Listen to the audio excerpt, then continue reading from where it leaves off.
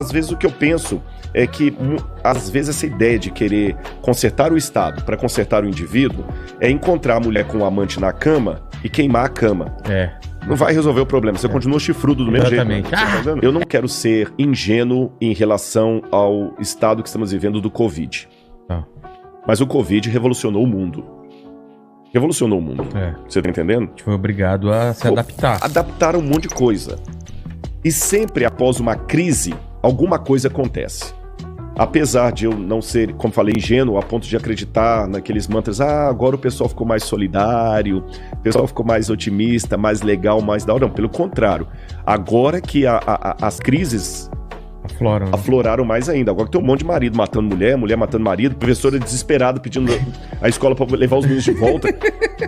Mas apesar disso... Casamento terminando, gente não aguentando mais conviver. Essas crises também produzem heróis.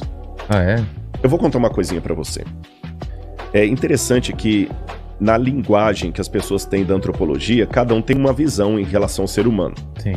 Aqueles que seguem mais a ideia de Rousseau, que escreveu o Emílio, Rousseau era um camarada super otimista. O que o Rousseau falava em síntese? O ser humano, ele nasce bom. A sociedade que o corrompe. E nós vivemos hoje uma geração de herança filosófica rousseauiana. Por isso que muita gente hoje quer criticar o Estado. O problema do Estado. A culpa sempre é do Estado. A culpa é do Estado. Você tá entendendo? O sujeito tá lá, matou a mãe e o pai, bateu no liquidificador e misturou com batata e abacate, bebeu aquilo como vitamina. O cara é um demente. Não, mas é o Estado. Não deu condições. Não deu condições, ele foi estuprado na infância e tudo mais. Ou seja, a culpa é do Estado. Então hoje, o mecanismo, que para mim já está há tempos considerado fadado ao fracasso, a ideia hoje é, vamos consertar o Estado, aí nós vamos ter bons cidadãos. O que para mim é uma ideia ridícula. Sabe por quê? Hitler consertou o Estado alemão. Hitler pegou uma Alemanha, se eu avaliar Hitler do ponto de vista administrativo, econômico, político, Hitler merecia um prêmio Nobel. Só que o camarada... Quase ganhou. Quase ganhou. Só que o camarada era um demônio. Porra! Pô, 6 milhões de judeus nas costas dele. Não tem uma figura mais próxima do demônio do que Hitler. Mas só que ele não deu um tiro.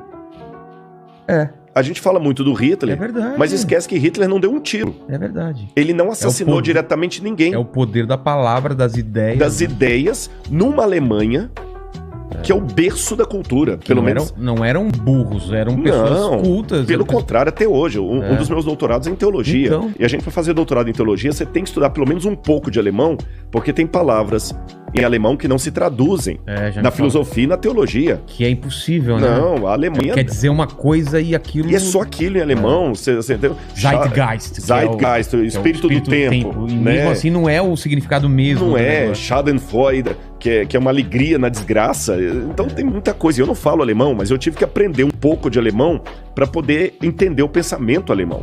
Senão não dá nem para dialogar com os filósofos alemães. E a Alemanha nos deu Heidegger, Goethe, Wagner, Nietzsche.